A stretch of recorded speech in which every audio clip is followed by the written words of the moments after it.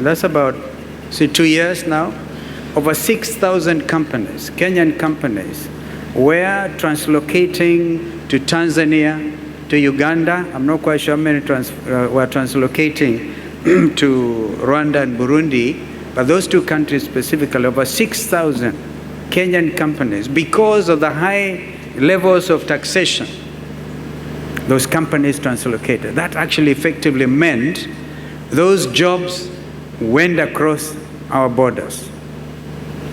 And Catherine, Juma, you would agree with me that losing any job is actually being ineffective cost-wise, because these are the young people who are crying out for their country. They cannot get their jobs back. Therefore, Georgina, the creation of jobs will be a priority in the coming administration. And I think I can link that up with the question that the gentleman asked online. I think it was Mwakazi. What are the 5 issues, executive orders you would issue if you are to become the next leader? And I want to tell you, I've already pronounced myself on one very explicitly. And I repeat here before professionals, do away with housing tax. That is number 1. And that will mean that erosion of the payslip is looked after. I'm thinking very strongly, having been once Minister for Education, when we advised President Kibaki then to think of free primary education. And one time, please, Kenyans may have forgotten, I actually ran. If I do it, it will be second time round. And my votes were stolen, were they not? Got close to 1 million votes, others were stolen. Never mind. That is history. But then I spoke very clearly about a 24-hour economy. This is time to think about. If we are going to create those jobs, Madam Georgina, we have to work like bees. We have no time to waste. Every Kenyan who is unemployed is a big problem to all of us. And then they turn violent, we call them goons, and then become ready for political leaders who have lost focus, and they believe they can buy leadership by employing goons. Look at what happened at the promulgation. I think former Deputy President Gachagua, not former deputy. Deputy President Gachagua just wanted to name his new political party. They could not even allow him. You pay goons to cause harm, possibly death to leaders. Kenyans must stand up and say, no. I, like Mahatma Gandhi, I believe in change which is free of bloodletting. And so we will say no to goonism, because these unemployed Kenyans, you give them 500 shillings and tell them, stone Madam President, they will do it. We have to get our conscience back. But free education should be taken a notch higher. Whether or not it will be my executive order number 2, will await the input of the professionals, Catherine Juma. But we can do free primary education, free secondary education in our public schools, and even free university education. If we stop the stealing, there will be free university education, because every Kenyan is entitled to the highest quality of life. Vision 2030, some friend talked about Vision 2030. And I've seen in your printed programs, talk about medium-term planning, the 4th edition, to try to achieve the objectives we had set ourselves, given ourselves about Vision 2030. What are you hearing? Do you hear the Ruto administration 1 minute talking about Vision 2030? No. What you hear them talk about is bottom-up. Goodness. Kenyans, I think we need to go for mental checkup. All of us. Bottom-up economics One time William Ruto thought was a student of Mwai Kibaki, was a foremost economist. Remember, as leaders, President Mwai Kibaki, when he was Minister for Finance, actually appeared in the Time magazine.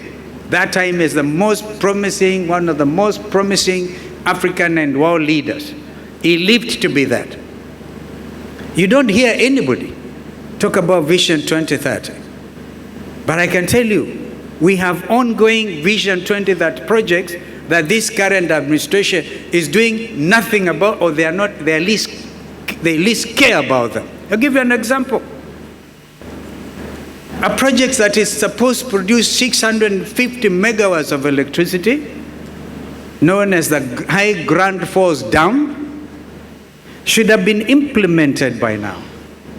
And that to add on to electricity, connectivity, and even be able to export our electricity. You know that at midnight, we receive from the Owen Falls Dam in Uganda so much. And yet this Vision 2030, which are also supposed to do entire irrigation of Tana River County all the way to Garissa counties. Nobody talks about that. Even the Mama Bogas are forgotten. And one of the things you do, like we did with President Kibaki, was to remove to zero rate the border borders. Do you know that a border today that would have cost 70,000 shillings is costing 150 shillings because of the taxation, Ruto regime? That will be another executive order. At least we have something that is helping the youth. And in terms of climate change discussions, again, I remind myself I was Minister for the Environment when Professor Wangari Maathai won the Nobel Peace Laureate Award, and I was able to take her to Norway that time to receive the award. Environment is key.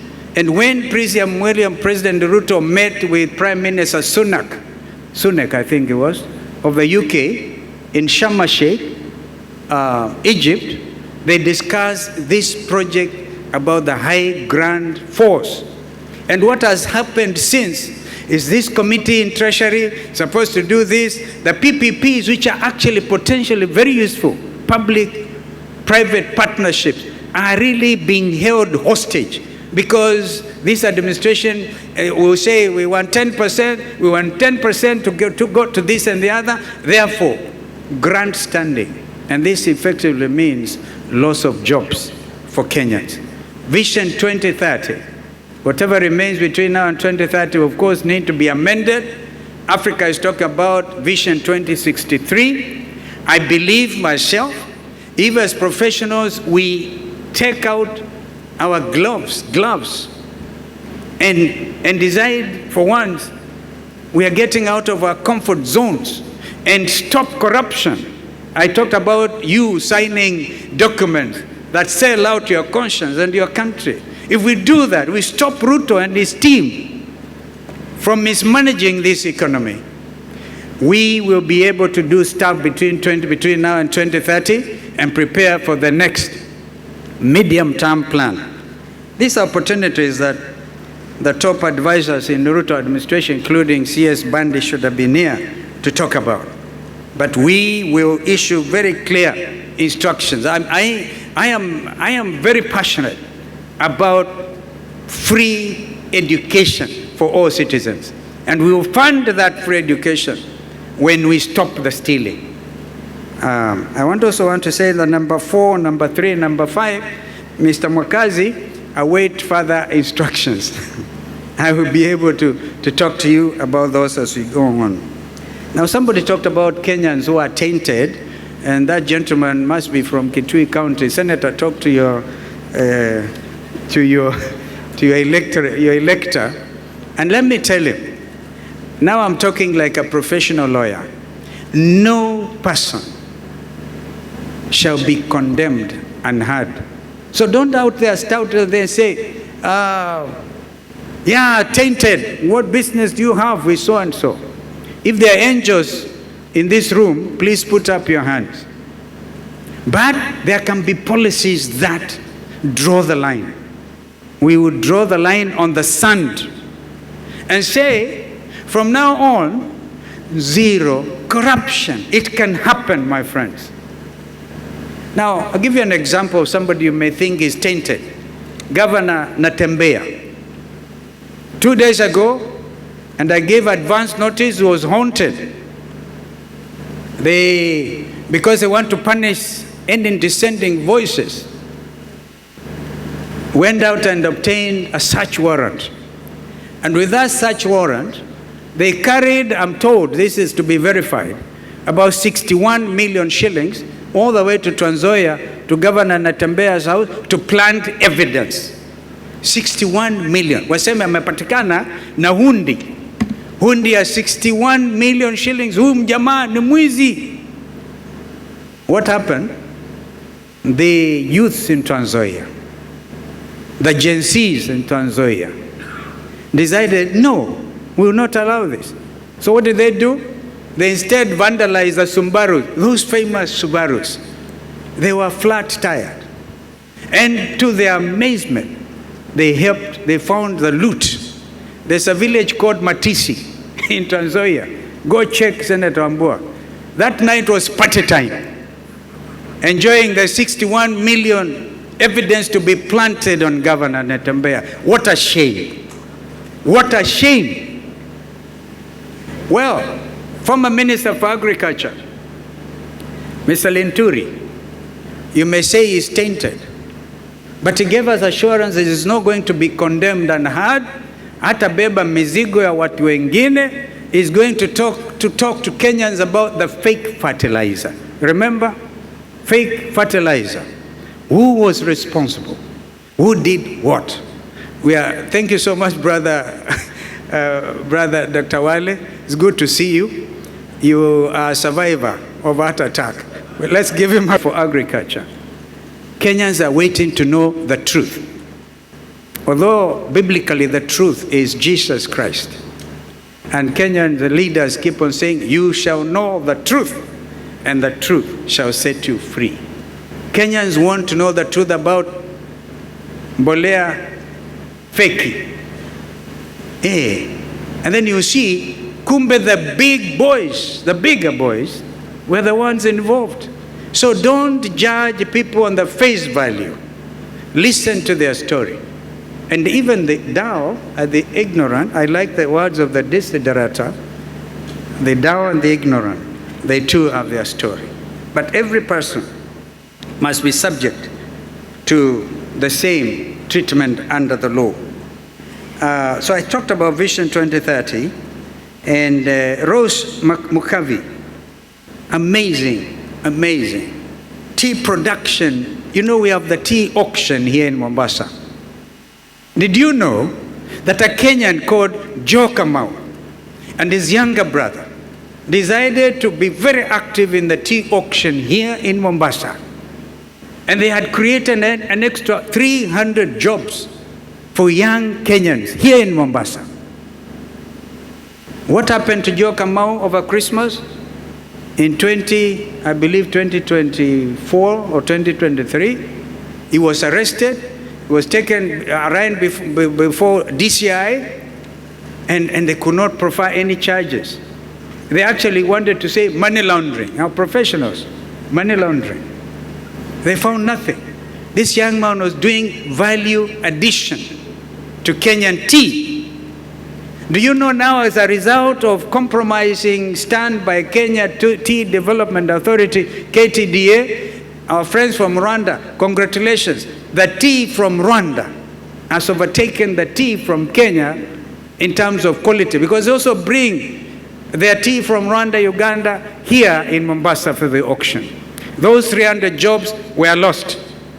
Joe Kamau translocated to Dubai, given all the welcome. This is a Kenyan example of a Kenyan entrepreneur who wants to make a difference, to create those jobs, and they get frustrated. Therefore, Rose, we will do quite a bit to just, again, get rid of corruption from KTDA and wherever. Well, you asked me a question that's very, very critical at this time. I know General Buhuran, the leader in Sudan, You know, after South Sudan became independent, they kept the names the Republic of South Sudan, headquartered, capital Juba, and Khartoum, the headquarters of Khartoum, now translocated because of the hostilities between RSF and the army. I think they moved to Port Sudan, and even there they are getting attacked under drones. And you heard General Buran say, because of William Ruto's support to RSF, these are the original Janjaweeds from Darfur. People wanted for crimes against humanity, killing the black community. But they come here, we give them red carpet treatment.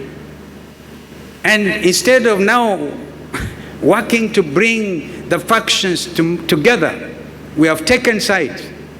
Professionals, did you know that gold from Darfur is flown into JKI and then flown on to Dubai, treated under the rules of origin as Kenyan gold? And that probably is funding the war effort in the Sudan. So, if I got opportunity, I'll look for General Buran and tell him, please don't punish the Kenyan farmers, because I think the biggest exporter, consumer of our tea is Iran, then Pakistan, and of course Sudan. Wanakula ile kawa tungu, tea, black tea. And people are sitting here supervising corruption. How will this economy ever grow? So I still maintain that it is possible to get rid of corruption, and this economy will grow like where Kibaki and I left it. We are later joined by Prime Minister Raila Odinga. And Kenyans will remember, that is the time when our GDP growth actually hit 7%. Now I want to conclude. I hope I've tried to respond. I would want to get professional advice from you. I've always dreamed of Dubai. Wamala, my colleague, almost got killed in Mathare, because then we are demonstrating against the high cost of living. If you sit out there, don't think you look less of a professional by using your rights under Article 37. In fact, you'll be reinforcing. You know, this is the time, my friends, to do something for your country. Do something for your country. I saw somebody saying, I don't know whether William Ruto said, he set off for my friend Raila Odinga because Kalonzo alikuwa kichwa ngumu. Nitakuwa kichwa ngumu mpaka waende nyumbani. I thank you. Shelley, commercial debts.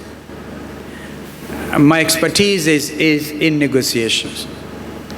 And in business, you don't get what you deserve, you get what you negotiate. A lot of these debts will need serious renegotiation. But you must establish a level of credibility so the people with whom you're negotiating can take you seriously. So I will work with the accounting profession to have a real look at all these numbers and be able to know what needs to be done. And the economic viability of the counties, I think again, Madam Catherine addressed this issue when she was saying that the voice of the accountants was never listened to. Economic viability of the counties. Let me give you a very live example. Madam Shakila is a Secretary General of Wiper Democratic Movement. She's from the county of Lamu.